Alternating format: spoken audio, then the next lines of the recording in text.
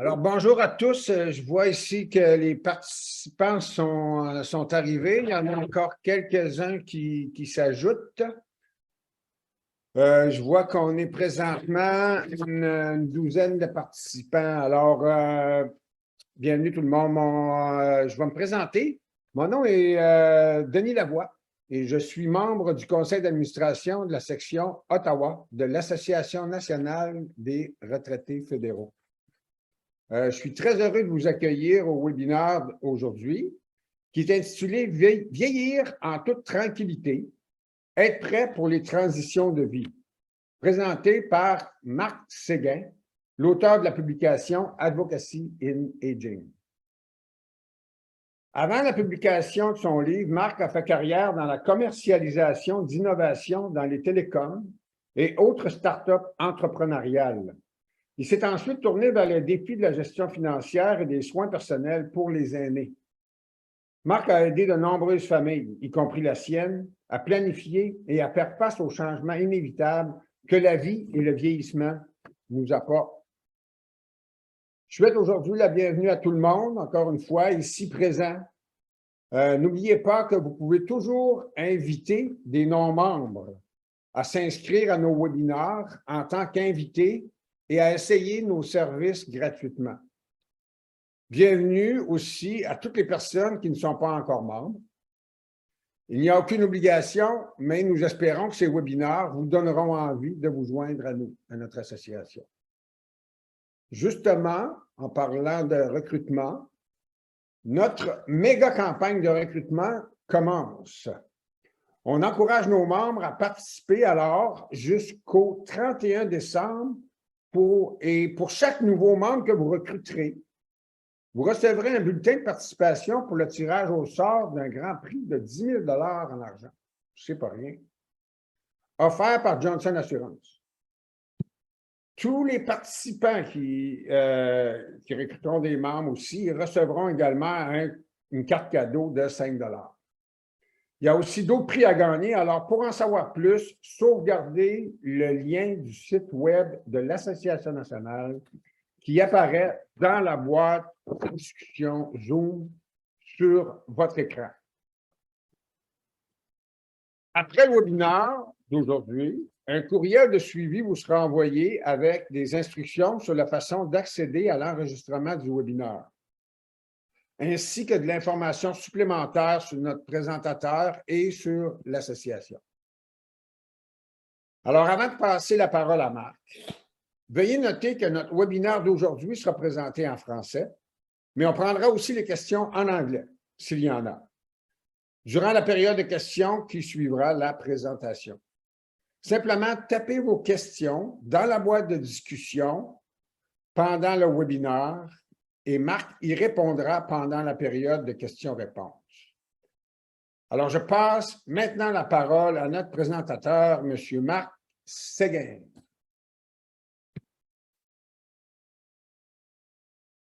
Bonjour tout le monde et merci de participer à la session d'aujourd'hui. Merci Denis pour cette belle introduction. Merci à l'association d'organiser cette session aujourd'hui. Un sujet que clairement je crois qui est important à tous nous, surtout ceux qui sont entrés dans la période de retraite ou qui planifient leur période de retraite ou qui doivent gérer les affaires de leurs parents. Alors merci. Avant de commencer, je veux m'assurer, Denis ou Antoine, est-ce que les participants voient bien l'écran? Juste pour être certain. Oui, on voit bien. Merci. D'accord, merci beaucoup. Alors, avant de rentrer dans les objectifs de la session, tout ça, je veux vous conter quelques petites anecdotes de choses qui sont arrivées dans ma vie dans les derniers mois qui démontrent encore le besoin de la planification pour nos années futures. Ceci étant dit qu'on vit plus longtemps. Alors, la première histoire que je vais vous conter, c'est qu'au mois de mars, j'ai eu la joie de recevoir sur mon Facebook une annonce qui est une interview vidéo avec mon entraîneur de ski quand j'étais jeune. Et croyez-le ou non, cette dame qui s'appelle Suzanne a maintenant 88 ans et elle enseigne toujours le ski à 88 ans. Elle sort skier pratiquement 7 jours sur 7, qu'il fasse 0 dehors ou moins 35 et on voit le sourire. C'est le sourire que je me souviens toujours de Suzanne. Et c'est un autre exemple de gens qui démontrent qu'on vit plus longtemps et qu'on peut avoir une belle qualité de vie. Maintenant, une histoire un petit peu moins gaie. Dans la même période de temps, un mercredi, je reçois un message d'une amie très proche qui est dans ses débuts de sa soixantaine, qui apprend qu'elle a une grosse tumeur au cerveau. C'est un mercredi et elle apprend que le lundi, elle doit aller se faire opérer. Et vous pouvez vous imaginer que ce n'est pas une opération simple d'enlever une tumeur au cerveau. Alors, il y a quand même des risques.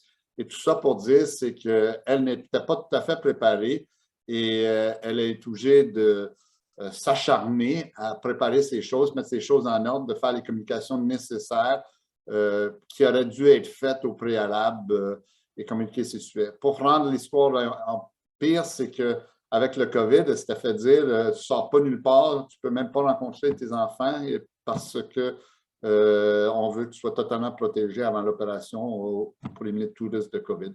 Alors, de là encore, on ne sait jamais quand des situations ou des transitions de vie peuvent arriver. Ce n'est pas nécessairement tard dans notre vie. Il faut tout le temps planifier pour l'inconnu. Et finalement, pour finir sur une belle note, voici une photo de mon père à 95 ans et sa sœur à 89 ans. On a célébré à la cabane à sucre avec tous ses neveux et nièces, mes cousins et cousines. On était à 40, ils sont 95 ans.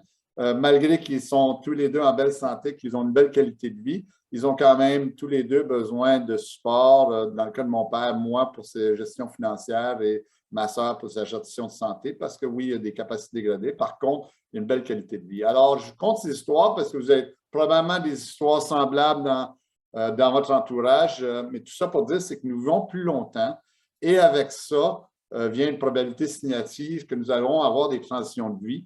On ne sait jamais quelles et quand, mais c'est clair qu'on va avoir des capacités dégradées avec le temps. Moi-même, je peux dire que je crois que je suis encore assez jeune, mais je peux dire que je n'ai pas les capacités que j'avais il y a 10 ans dans certains domaines. Et puis, mes enfants sont probablement plus compétents que moi pour faire la gestion de certaines choses. Ça ne veut pas dire que je vais déléguer tout de suite, mais on fait ça graduellement, puis on les prépare pour ça, puis ils apprennent mes méthodes et mes souhaits.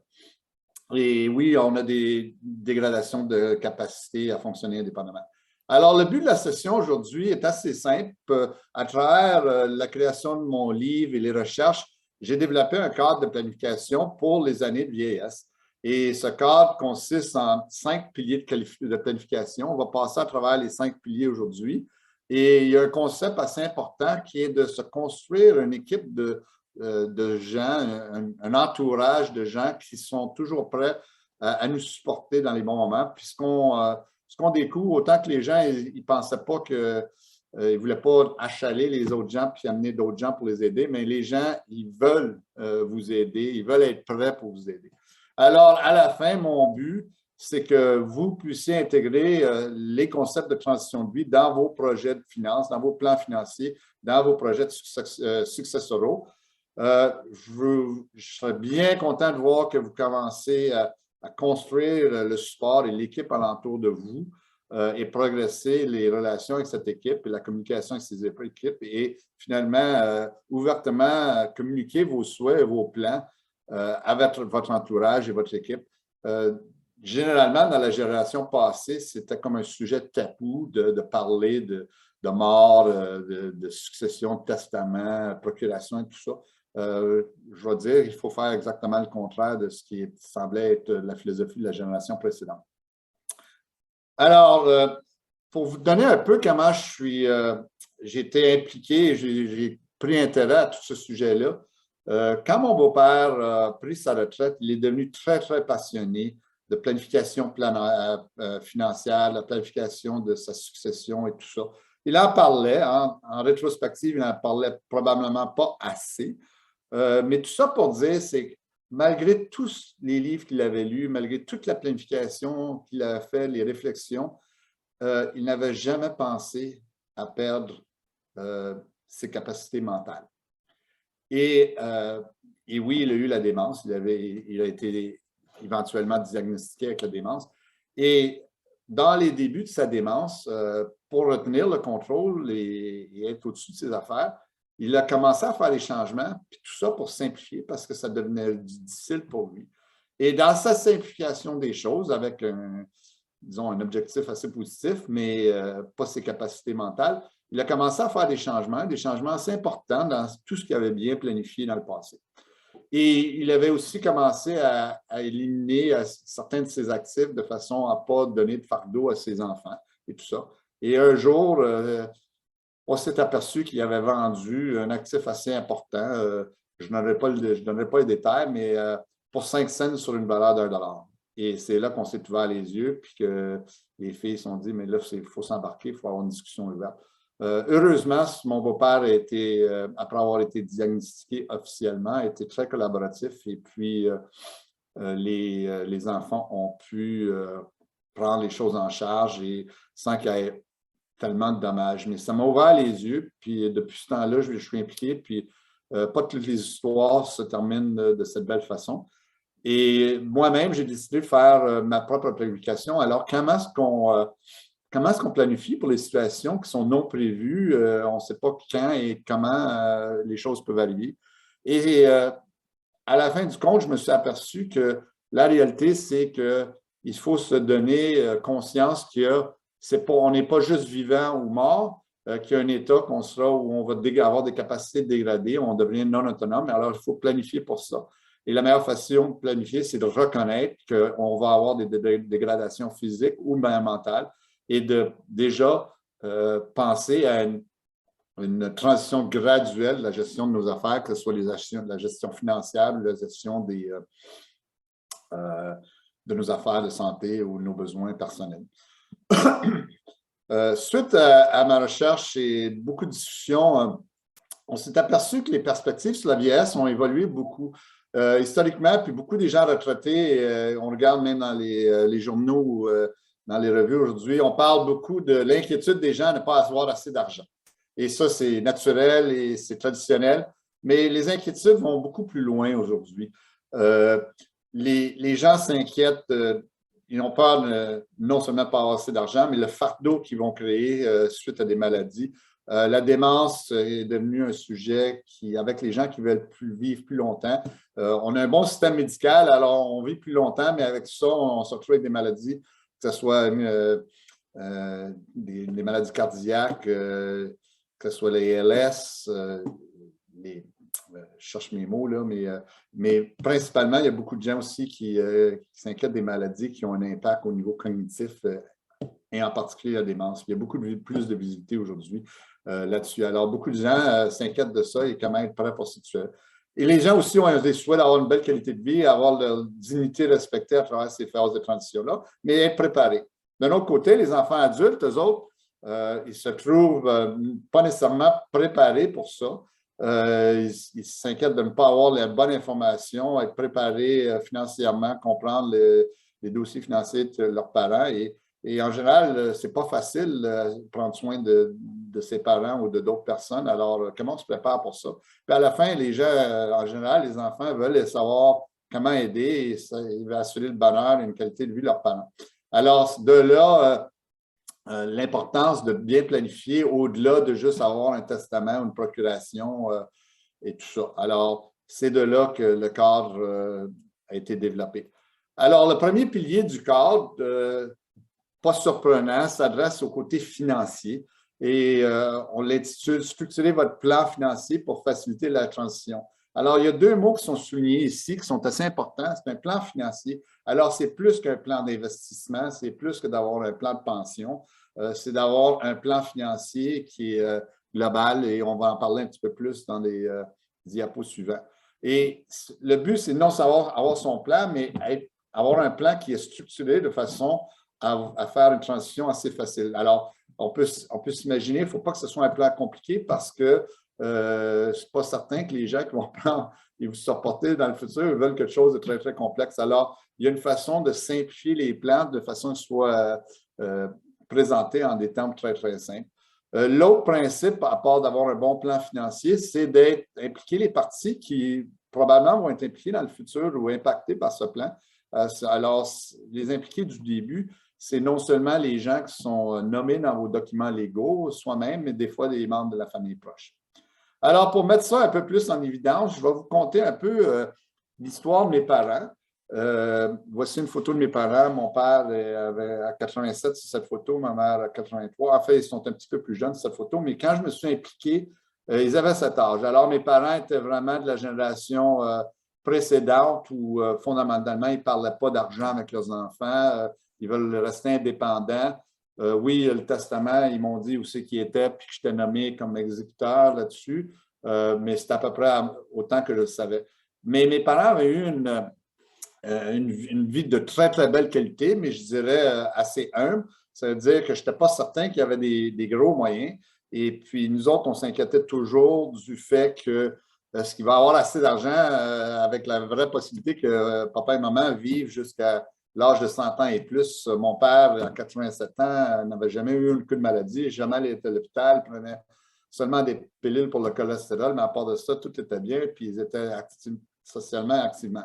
Alors, un vendredi soir, je reçois la nouvelle qu'ils ont vendu la maison de campagne, qui était devenue en fait leur seule résidence principale. Et pour moi, cette résidence était en fait un peu, en anglais, on utilise un buffer, le mot est une protection financière parce que je savais qu'il y a même un peu d'équité d'argent là-dessus. Et si jamais il était pour me manquer d'argent, je savais qu'on pourrait se reposer sur la valeur de la maison. Mais là, ils la vendaient, puis ils me disaient qu'ils retournaient en ville où les coûts de la vie étaient plus chers. Est-ce qu'ils avaient les moyens d'aller en appartement ou dans une maison de retraite? C'était même pas certain c'était quoi leur but. Et comme j'ai dit, mon père, qui était en bonne santé, pourrait facilement vivre à 100 ans. J'avais commencé à avoir des signes de démence à ma mère, mais en toute honnêteté, à ce moment-là, c'était même plus un souci. Puis elle, on s'assurait qu'on se disait qu'elle pouvait vivre aussi longtemps. Alors, tout ça pour dire, c'est que j'ai pris le téléphone, je les ai appelés. Là, ce vendredi soir-là, je leur ai demandé est-ce qu'on peut se rencontrer le dimanche? Et c'est de là que ça a ouvert la conversation. Ça n'a pas été facile au début. Mon père était très, très ouvert. Ma mère était un peu réservée parce que c'était quand même des choses qu'elle voulait garder privées. Ma mère était une personne assez fière, qui voulait rester indépendante et tout ça. Et éventuellement, je lui ai dit, on a eu une belle discussion, puis je lui ai dit, écoute, moi, je planifie mon propre plan. Et j'ai besoin de savoir si j'ai besoin de vous subventionner. Et de là, elle a bien compris, sa fierté a pris de côté, puis elle a dit oui, s'impliquer. Alors, je ne rentrerai pas dans les détails, on va en parler un petit peu plus au courant de cette présentation ici, mais on rentrait dans un processus de planification avec lorsqu'ils se disaient un aviseur financier, ça s'est avéré plutôt un aviseur d'investissement qu'un aviseur financier, mais il avait quand même fait un petit plan d'affaires, mais on a travaillé tous ensemble. Et je vais vous dire, on a travaillé pendant 6 mois. Ça ne veut pas dire qu'on travaillait pendant 6 mois, mais on a pris notre temps. On a pris du temps à bien communiquer, s'assurer que ma mère comprenait, parce que des fois, avec sa démence qui commençait en rétrospective, elle ne comprenait pas tous les détails. Même mon père, qui ne rentrait peut-être pas dans le même détail que je souhaitais. Mais on a pris notre temps, puis ça a été important pour créer une confiance, une relation de confiance en toutes les parties qui étaient impliquées dans ce cas ici. Et en toute honnêteté, moi, j'aurais pu mettre le plan financier, le plan de successoral en dedans d'une semaine, autant que l'aviseur financier avec qui on travaillait. Mais c'était important de prendre notre temps et de construire. Et c'est un message que j'espère que tout d'entre vous allez bien comprendre et le prendre. Il ne faut pas être pressé. C'est devenu une expérience extrêmement positive. Ça a créé un nouveau type de communication avec mes parents et une nouvelle relation qui est partie de là. Tout ça pour dire, c'est qu'à la fin de ces 6 mois-là, on a été capable de résumer le plan, comme vous voyez sur le diapo suivant. Alors, on avait 3 allocations. Une, c'était pour le budget annuel, fondamentalement, qu'on avait établi. Et puis déjà, ça a été très difficile d'établir un budget annuel parce que quand j'ai demandé à mes parents combien ils dépensaient par année, puis j'ai demandé à l'adviseur financier combien ils pensent mes parents, j'avais aucune réponse. Alors, on a travaillé avec en regardant différentes choses, puis on a établi un budget. On s'est dit, mais on va peut-être obligé de l'ajuster en suivant les choses dans la prochaine année. Alors, c'était assez simple. Mon père avait une pension qui était modeste, mais quand même là, avec les programmes gouvernementaux, on avait établi un montant de 55. Puis, on a pris une décision qui s'est avérée une bonne décision. Pour éliminer tout risque, on a acheté une rente. avec la vente de la maison. Il y avait assez de revenus. Et ça a rendu les choses très, très simples de façon à ce qu'on peut rien que dépenser ce qui rentre, alors ce qui rentrait. Et puis, on a mis de côté les actifs qu'il y avait ailleurs de façon à gérer ce que j'appelle l'allocation pour les protections contre les imprévus. Alors, il est possible que mes parents vivent plus longtemps que la période de planification de 95 ans. À ce stade-là, on avait dit on va planifier jusqu'à l'âge de 95 ans, mais on dit est-ce qu'il va y avoir comment est-ce qu'on se réserve l'argent s'ils vivent plus tard? Les soins de santé, si jamais, surtout dans des maisons de retraite ou autres, où il y a besoin et des coûts financiers assez importants. Alors, pour se protéger, on a mis de côté 300 000. On était quand même bien choyés. J'étais quand même assez surpris qu'on puisse faire ça. Et on a eu des bonnes discussions avec mes parents au niveau de succession et d'héritage. Et à la fin, on s'est dit, mes parents ont dit, bien, si on est capable d'en rester, s'il reste des restants suite à notre décès, bien, tant mieux. Mais on a donné une belle qualité de vie à nos enfants, une belle éducation. Alors, on ne planifie pas l'héritage. C'est bien important d'avoir cette discussion-là. Moi, je me sens très, très confortable là-dessus. Puis je sais que si à la fin, je me retrouve avec mes frères et sœurs en gérant la succession, je leur dirais que papa et maman, ils voulaient vous donner de quoi s'il restait, mais quand même, on a eu une discussion très ouverte là-dessus. Je voulais être certain que tout le monde soit clair.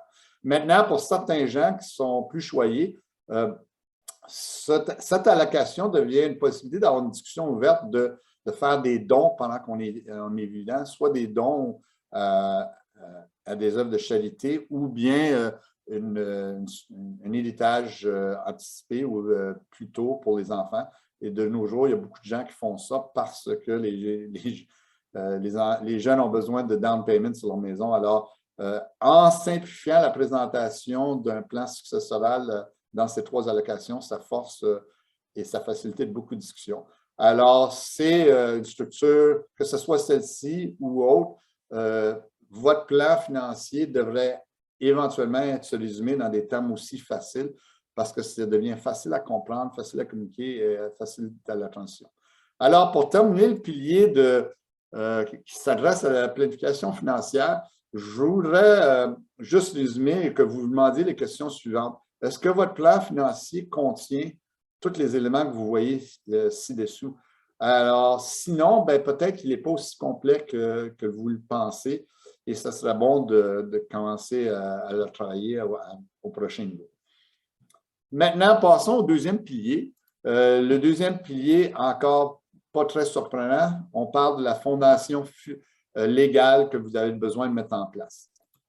Alors, je crois que c'est assez connu aujourd'hui qu'un testament, c'est la base de la fondation légale que vous devez avoir, mais plus important aujourd'hui, par le fait qu'on vit plus longtemps, sont les procurations. Il y a bien des gens, déjà, il n'y a pas assez de monde qui ont des testaments et des testaments qui ont été mis à jour. Alors, c'est incroyable les statistiques de gens qui n'ont pas mis à jour ou même regardé leur testament depuis les 5 ou 10 dernières années. C'est bien important. Dans tous nos contextes, les choses ont changé. Alors, moi, je préconise d'au moins avoir une vérification tous les années, pas tout simplement une discussion. Mais ceci étant dit, ce qui est devenu plus important, le fait qu'on vive plus longtemps et les chances que le document soit mis en œuvre le plus souvent, c'est des procurations.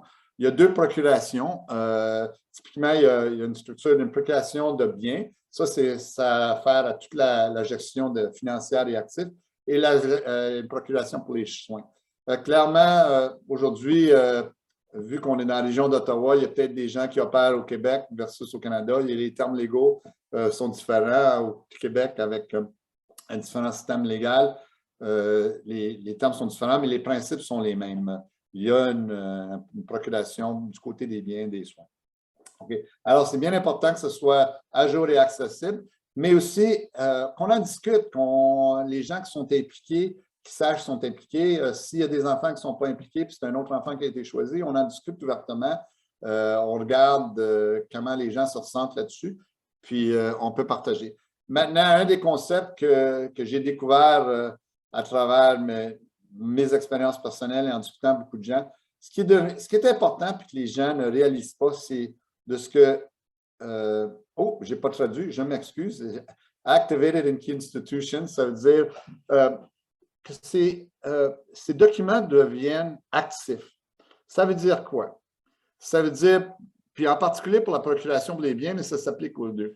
Les documents qui sont mis en place sont bien structurés légalement, mais le jour pour les mettre en œuvre, dépendant de la structure et le contenu du document, ça peut être difficile. Okay?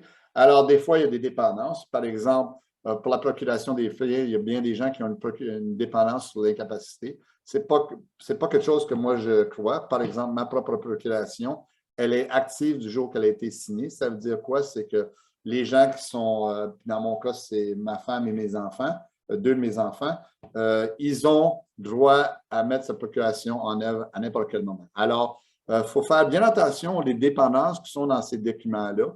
Dans le passé, les avocats et les notaires avaient une approche plutôt protectrice, mais aujourd'hui, je dirais qu'essayer d'être le plus ouvert et les rendre plus faciles à les mettre en œuvre.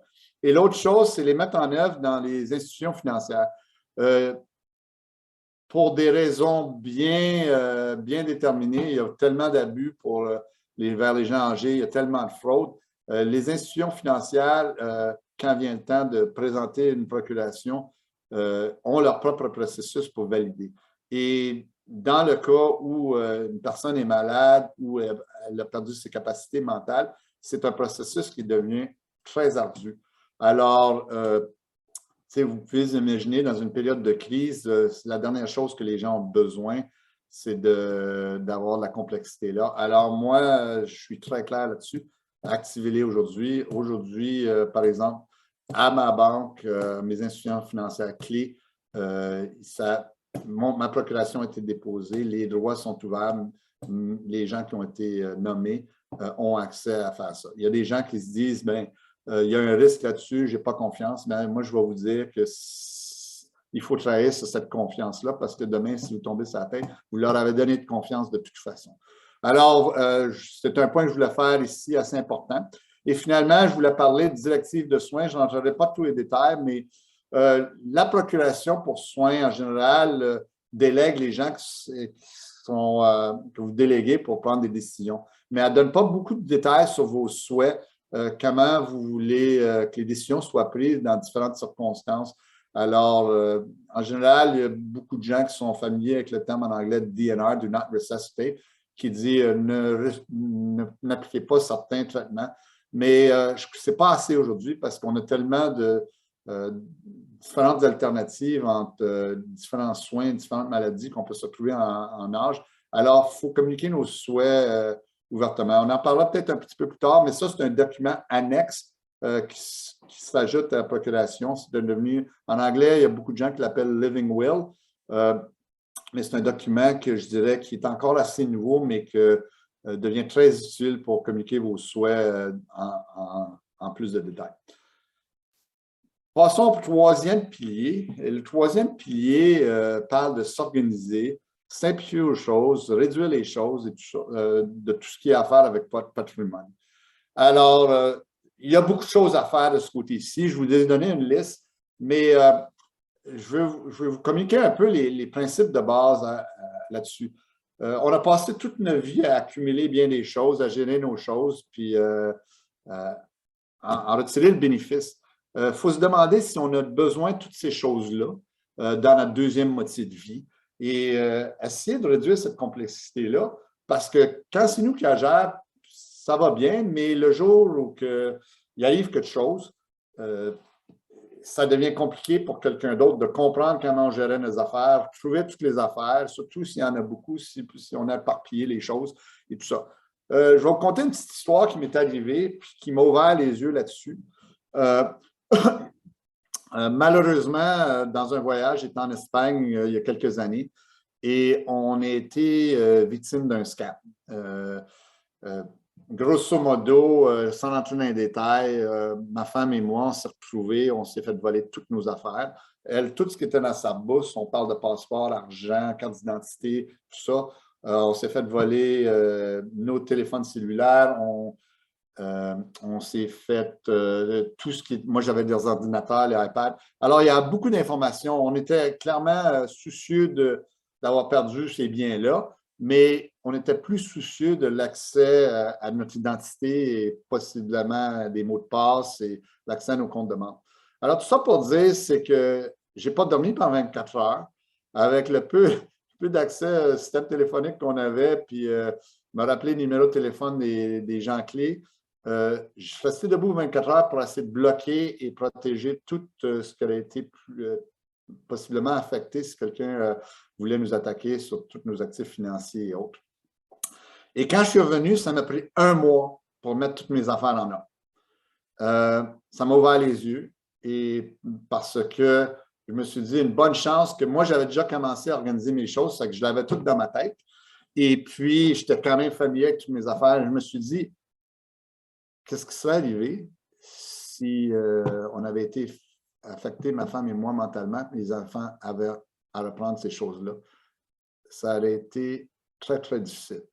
Alors aujourd'hui, depuis ce temps-là, je suis devenu un petit peu extrême, je dois dire, et je l'avoue, mais j'ai organisé mes affaires, documenté mes affaires, j'ai simplifié et consolidé mes affaires de façon à ce que ma philosophie est très, très simple. Je veux que s'il m'y arrive quelque chose à moi ou à ma femme, qu'en dedans de 24 heures, mes enfants soient capables d'opérer mes affaires. Et quand je dis le mot opérer, ça veut dire plus que de retrouver. Ils sont familiers avec les choses, ils savent comment les gérer, ils savent comment retrouver tout. En dedans de 24 heures. Alors, quand on se met dans cette philosophie-là, on s'aperçoit qu'on a bien des choses dans notre vie à simplifier, à consolider et à documenter. Alors, je pense que l'histoire vous donne un peu l'idée de ce qu'on essaie de faire. Alors, à la fin, je vais lister un peu les points. Il y a beaucoup en anglais, on appelle ça un organizer. Il y a beaucoup de documents qui nous permettent d'aller documenter toutes les affaires. Puis quand on se met dans ce mode-là, je peux vous dire que mon document fait à peu près 35 à 40 pages, ainsi que celui de mes parents. Quand on se met dans un mode de philosophie qu'on veut vraiment que ce soit facile de que quelqu'un prenne les affaires, mais ça prend du temps. Il y a beaucoup de gens qui ont éparpillé leurs affaires financières par gestion de risque, par confiance et tout à travers différentes institutions financières. Non seulement ça vous crée un fardeau à vous, ça vous crée un fardeau à ceux qui vont prendre le support, puis même ceux les aviseurs qui essaient de vous aider, ça rend les choses plus compliquées. On a parlé tout à l'heure de si vous avez dans votre patrimoine des biens ou de l'argent que vous savez que vous n'avez pas de besoin dans votre plan financier de votre vivant. Alors, pourquoi ne pas trouver les personnes, les organisations, les œuvres de charité qui l'apprécieront pendant que vous êtes vivant? Et même des biens, vous avez peut-être accumulé des choses qui vous rappellent des souvenirs. Dans mon cas, c'est un train électrique que j'ai transporté à travers 5 déménagements. Puis éventuellement, je me suis dit, c'est pas moi qui vais l'utiliser. Puis j'ai demandé à mes enfants, ils ne le voulaient pas. Alors, j'ai trouvé une organisation d'aînés qui serait heureux de recevoir mon train électrique. Alors, j'ai eu du fun à le faire et en même temps, les biens ont été disposés. Je vais faire une note rapide. Si vous avez des actifs à l'étranger ou plusieurs propriétés, bien, à un certain stage de vie, ça devient important de peut-être réduire le nombre de ces propriétés-là ou les transférer si jamais, par exemple, une propriété de vacances ou un chalet devient l'intérêt des enfants, peut-être c'est le temps de la transférer du vivant et avoir des discussions ouvertes à travers la famille, car des fois, ça cause des problèmes durant les successions. Alors, c'est ce que je voulais dire au niveau d'organiser ces affaires. Passons au prochain pilier. Les 2 prochains piliers, je n'entrerai pas en beaucoup de détails, mais fondamentalement, une fois qu'on a les bases des 3 premiers piliers, c'est graduellement transférer la gestion financière et la gestion des soins personnels. Pour revenir un peu à l'histoire de mes parents, puis je vais le mettre un peu en évidence ici, suite à la planification financière qu'on a faite durant les 6 mois, bien, on s'était dit à la suite de ça, bien, comment est-ce qu'on implante, on exécute ce plan-là? Bien, mon père, qui est quand même assez actif et indépendant, bien, il s'est dit, j'ai dit, continuez à gérer les dépenses annuelles, le budget, tout ça, pas de besoin. Par contre, lui était très content que je gère les investissements qui avaient été réservés pour la protection future. Et fait que moi, je me suis retrouvé à prendre ça. Alors déjà, je me suis senti familier, j'étais en contrôle. Et à travers les 3 prochaines années, ben, on s'était dit qu'à tous les trimestres, j'étais pour réviser comment la gestion du budget annuel était pour aller, comment mon père gérait ses comptes de banque, puis comment il aimait faire les choses. Et ça a été très, très utile parce que j'ai pu comprendre comment lui gérait les choses, comment mes parents géraient les choses. Parce qu'à la fin, moi, je ne voulais pas gérer les choses de ma façon, je voulais les représenter correctement. Alors, ça a été, disons, une deuxième phase de transition. Il y a eu la planification, ce que j'appelle shadowing en anglais. Et ensuite, mon père a eu un petit AVC. Et à ce moment-là, il dit, prends les affaires. Heureusement, il s'en est bien sorti. Et de là, ça a été très, très facile de prendre les affaires, gérer. Et à chaque fois que je gère, je le mets en communication, en copie de tout. Il est impliqué, tout ça. Et aujourd'hui, la transition s'est faite en 3-4 étapes de cette façon-là. Ça se manifeste différemment pour différents gens, mais ça vous donne un peu une idée. Au niveau de soins personnels, c'est la même chose. C'est quand les gens ont besoin d'un peu plus de support, quand ils vont voir leur médecin ou il y a des situations médicales, c'est d'impliquer les gens, s'assurer que l'information des antécédents passés soit bien communiquée, parce que si du jour au lendemain, tu te retrouves avec quelqu'un qui est à l'hôpital puis tu n'as aucune idée quel médicament ou quel traitement qui aurait eu lieu ou quelle situation qu'ils ont confrontée dans le passé, mais les médecins ils veulent ça, puis en tant que représentant, vos délégués ont besoin de cette information-là. Alors, on le fait graduellement, c'est le principe de base. Alors, pour résumer, on a 5 piliers. Le premier s'adresse sur toutes les affaires financières. Le deuxième, c'est une fondation légale. Le troisième, c'est d'organiser, simplifier, consolider vos affaires. Et éventuellement, plus important, c'est bien documenter de façon à ce que quelqu'un qui doit prendre le relève puisse le faire facilement. Et c'est de proactivement ensuite faire la transition de la gestion du côté financier autant que la gestion des soins personnels. Tout ça pour dire qu'à travers ce processus-là, vous allez impliquer plusieurs gens et naturellement, vous allez commencer à vous construire une équipe de support alentour de vous. Et en fait, on se retrouve avec une équipe, 5 sous-équipes. L'équipe cœur, c'est les gens qui ont été délégués dans votre testament, dans votre procuration, la famille proche, que vous allez impliquer dans les discussions plus détaillées, un peu plus personnelles. Les conseillers principaux, il y a beaucoup de gens qui se disent « Ah, les conseillers, c'est cher, tout ça », mais moi, je vais vous dire, c'est le contraire. En fait, c'est pas cher, mais ça en vaut le coup, puis vous allez avoir un retour facile. Il y a bien des gens qui se disent, même au niveau des documents légaux, « Ah, je suis capable de trouver quelque chose en ligne », mais quand vient le temps de vos exécuteurs de le prendre, bien, s'ils ont besoin d'aller voir les avocats, mais les avocats qui ne sont pas familiers avec ces documents-là vont vous charger plus pour se familiariser avec les documents originaux, etc., etc. Alors, des fois, on sauve des coûts en amont, mais en aval, ce n'est pas tout le temps la bonne chose. Alors, ça se peut que des conseils au niveau planification financière, au niveau d'investissement, au niveau de taxes, la comptabilité. Maintenant, il y a beaucoup de planificateurs au niveau de planification des soins futurs, la recherche de maisons de retraite, support personnel et tout ça. Alors, il y a toute une catégorie de ce côté-là.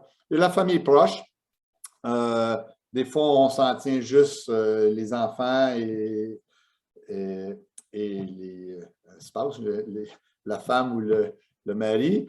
Mais des fois, il y a les frères, nos frères, sœurs, les cousins, cousines. On se fait surpris des gens qui veulent être informés et sont prêts à aider quand maman sera venue. Les équipes de soins de santé. Alors, c'est quelque chose que n'est peut-être pas naturel et évident, mais moi, je vais vous donner l'exemple. Moi, j'ai une directive de santé qui est un document annexe dont j'ai parlé dans le contexte de procuration pour les soins. Et je peux vous dire déjà que mon annexe, ma directive de santé, a été partagée et discutée avec mon médecin. Et avec le temps, quand il va y avoir plus de gens ou plus de médecins impliqués, j'espère que non, mais c'est la réalité que plus on vieillit, bien, il y a peut-être plus de services médicaux qui vont être impliqués, mais c'est important que les gens soient familiers avec vos souhaits et votre situation médicale. Alors, à la fin, on parle d'une équipe au niveau de santé.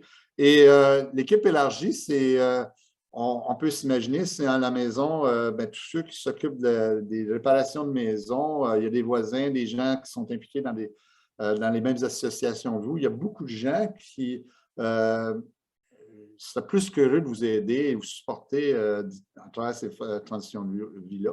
Alors, c'est important de se créer une relation de confiance et une communication ouverte avec tous ces gens-là. Alors, pour terminer, avant d'entrer dans la dernière phase ici, j'ai un énoncé de Benjamin Franklin qui dit « Si vous échouez à planifier, vous planifiez à échouer. » Alors, ce n'est pas ce que je souhaite pour tous vous. Alors, essayons de planifier à plus grande échelle pour votre futur. Et il faut agir maintenant. Alors, si vous n'avez pas un plan très complet, je vous encourage à le faire. Commencez à construire les relations de confiance à votre équipe. Communiquez ouvertement et régulièrement. Moi, j'ai un principe. On ne veut pas le faire trop souvent, mais en général, à tous les années, ça serait bon de reviser ses plans, évaluer s'il y a des changements à faire, mais aussi communiquer avec votre équipe. Mon principe pour moi, c'est que moi, je n'ai jamais été un gars qui a aimé recevoir des cadeaux à ma fête. Alors, mon cadeau de fête à chaque année, c'est d'avoir une discussion de famille à ce sujet pour s'assurer que tout le monde, s'il y a des questions, tout le monde est au courant de mes plans, mes souhaits, etc. Et commencer la transition. Et on fait tout ça pour pouvoir vivre une belle qualité de vie, sachant que nos affaires sont bien organisées et sont prêtes à la transition. Alors, ça nous permet de vieillir en toute tranquillité. Comme Denis l'a mentionné, tout ça, tout ce que je vous présente aujourd'hui fait partie du contenu d'un livre que j'ai écrit. Le livre est un livre de 145 pages et a été structuré de façon à ce que ce soit facile à lire. Ça compte beaucoup d'histoires, dont celle de mes parents. Et puis, à la fin de chaque, je ne les appelle pas chapitres, on appelle ça des piliers. À la fin de chaque pilier, il y a une liste de choses à regarder. Alors, on peut toujours venir. Le livre est en anglais. J'ai comme objectif d'éventuellement de le faire en français, mais je ne suis pas encore là et éventuellement, ça prend un investissement pour le faire, mais j'espère m'y rendre et j'espère que certains d'entre vous puissiez pouvoir le lire en anglais et pouvoir en profiter. Et je vous remercie pour votre attention aujourd'hui. On va prendre des questions et je veux par contre vous communiquer qu'on va vous faire une remise spéciale de 20 sur le livre. Le livre est disponible en ligne au site web indiqué ici, www.advocacyandaging.com. Et puis, si vous l'achetez sur ce site et mettez le code septembre 2022, vous aurez une remise de 20 Le prix est de 24,95 et la livraison est incluse. Alors, avec la remise, je pense que ça revient à quelque chose comme 22 $ taxes incluses, livraison incluse. Alors, merci. J'ouvre les questions. Dernière chose, j'aurais peut-être dû l'écrire. Si vous avez des questions suite à la session aujourd'hui, n'hésitez pas à m'écrire. Sur le site web, il y a une façon de me contacter, mais vous pouvez me contacter directement à Marc, M-A-R-C, @commercial et advocacyandaging.com. Alors, merci et j'ouvre la session pour des questions. Merci beaucoup, Marc. Donc, en ce moment, je veux juste dire à tout le monde qui est encore ici, vous pouvez poser vos questions dans le chat box sur Zoom. En ce moment, on a une question. C'est est-ce que les piliers ou conseils sont pour la province de l'Ontario, les tarifs de la province de l'Ontario seulement, ou est-ce que ça s'applique partout? Écoute, c'est très, très simple. C'est un livre qui est universel. Alors, il n'est pas spécifique à une juridiction, que ce soit l'Ontario, le Québec, le Canada, les États-Unis et même mondialement. C'est un livre de principe, de planification générale. On ne rentre pas dans les détails précis qui sont spécifiques à certaines juridictions. Et en fait, ça a été fait consciemment parce que je me suis aperçu qu'il y a beaucoup d'experts dans chacun, que ce soit le domaine de finance, le domaine légal et autres, mais je n'ai jamais vu rien d'écrit ou un cadre mis en place qui explique des principes de base de tous les éléments qui doivent être dans un plan, que ce soit financier, légal, tout ça, un plan de successoral. Et quels sont les principes, les critères qui doivent être appliqués. Puis ensuite, En chaque juridiction, vous pouvez aller trouver, il y a des experts dans tous les domaines, tout ça. Alors, c'est plus un livre de principe qui s'applique à n'importe quel endroit.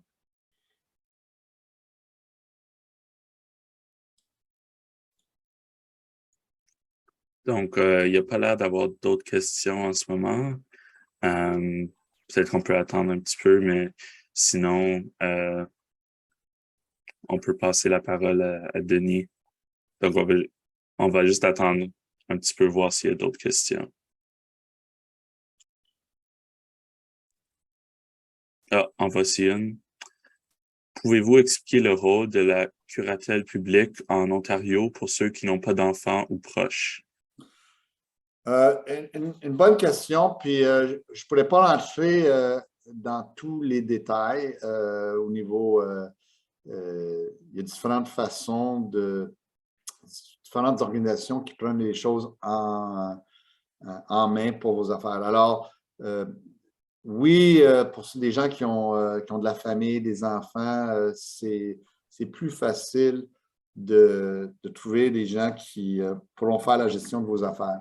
Alors, ceci étant dit, je veux faire deux énoncés. Pour prendre les choses, il y a bien les personnes qui sont le plus aptes à faire votre gestion ne sont pas nécessairement tout le temps la famille, des choses évidentes. Alors, je vais prendre par exemple, il y a beaucoup de gens qui vont nommer comme leur délégué dans le testament ou dans la procuration leur époux ou leur épouse. OK? Alors, dans certains cas, ça a beaucoup de sens. Au niveau de dignité, ça a beaucoup de sens, mais ce n'est pas tout le temps les gens qui sont les meilleurs, qui ont les bonnes compétences, la bonne expérience, l'intérêt. Et avec le temps, ces gens-là ont aussi des capacités dégradées. Alors, je vais prendre l'exemple de mes parents. Dans le cas de mon père, au moment que je me suis impliqué, mais c'était clairement ma mère qui a été le délégué. Puis ensuite, si elle n'était pas capable, ça aurait été moi. Mais ça aurait été un problème parce que ma mère, dans sa démence, est devenue très, très agressive. En anglais, on utilise le terme defiant. Et ça aurait été un problème. Alors, on a rectifié ça dans le cas de mes parents, de façon que c'est moi qui avais les meilleures compétences financières et ma sœur au niveau soins. Et on a fait que ma mère était inclue, mais c'était un ou l'autre. Alors, ça, c'est la famille, mais je veux déjà mentionner que c'est pas tout le temps on a tendance à aller à les gens qu'on a le plus confiance, les gens qui sont plus proches, mais ce n'est pas tout le temps la bonne réponse. Ceci étant dit, il y a beaucoup de gens qui n'ont pas nécessairement de famille ou de personnes évidentes dans leur famille, ça. Alors, il faut élargir le champ de vision. Dans la question ici, on parle de curatelle publique. Oui, c'est une option, mais il faut regarder peut-être des fois ailleurs avant. Il y a peut-être des amis, des gens dans des associations. Il y a des voisins, des fois. Il y a des services. Les institutions financières offrent chacun des services. Alors, je pense qu'avant de sauter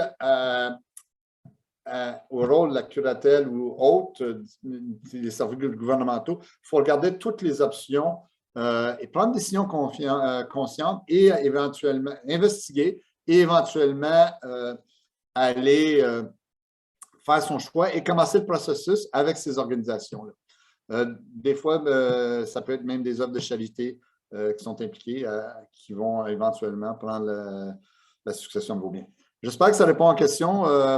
On pourra rentrer en plus de détails si vous voulez élaborer un peu plus.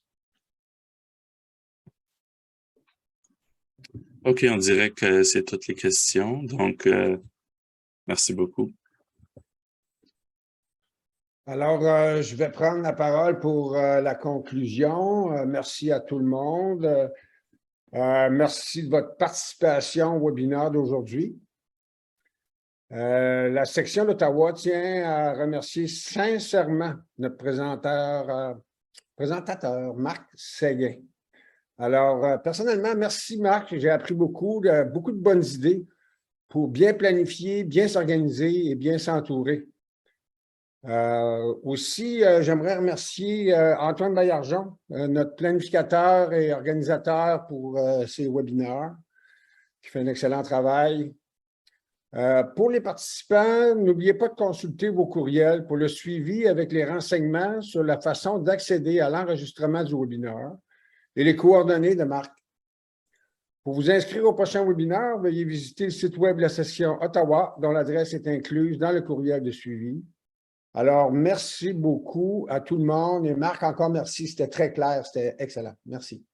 Merci beaucoup et bonne chance. Et n'hésitez pas à me contacter si vous avez des questions, des commentaires. C'est grandement apprécié. Très bien. Bonne fin de journée, tout le monde.